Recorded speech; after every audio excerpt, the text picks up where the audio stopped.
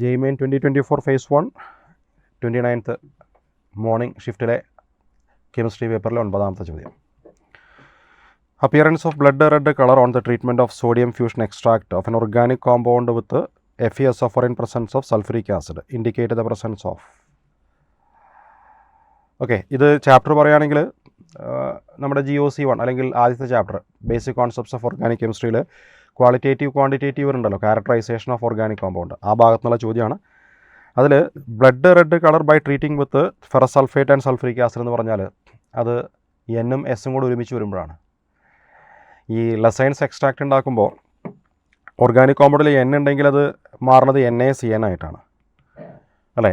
എന്നും അതുപോലെ തന്നെ എസും കൂടെ ഒരുമിച്ച് വരികയാണെങ്കിൽ അത് മാറുന്നത് NaCNS ആയിട്ടല്ലേ അല്ലേ. അതിൻ്റെ ടെസ്റ്റാണ് ഇപ്പോൾ നമ്മൾ സയനൈഡ് ഗ്രൂപ്പിൻ്റെ ടെസ്റ്റ് ചെയ്യുമ്പോൾ ചെയ്യണം അതേ കാര്യം തന്നെ. എക്സ്ട്രാക്ട് എടുത്തിട്ട് അതിലേക്ക് freshly prepared ferrous sulphate add ചെയ്ത് അതിന് ശേഷം സൾഫറിക് ആസിഡ് ആഡ് ചെയ്യുമ്പോൾ പ്രഷ്യൻ ബ്ലൂ കളർ വരികയാണെങ്കിലാണ് ഫെറിക് ഫെറോ സയനൈഡ് ഗ്രൂപ്പിൻ്റെ പ്രസൻസ് അല്ലേ, അതായത് നൈട്രജൻ്റെ പ്രസൻസ്. ദ സെയിം ടെസ്റ്റിൽ നിങ്ങൾക്ക് കിട്ടുന്ന ബ്ലഡ് റെഡ് കളർ ആണെങ്കിൽ that indicate the presence of ഏതൊക്കെയാണ് N and S ആണ് അല്ലേ.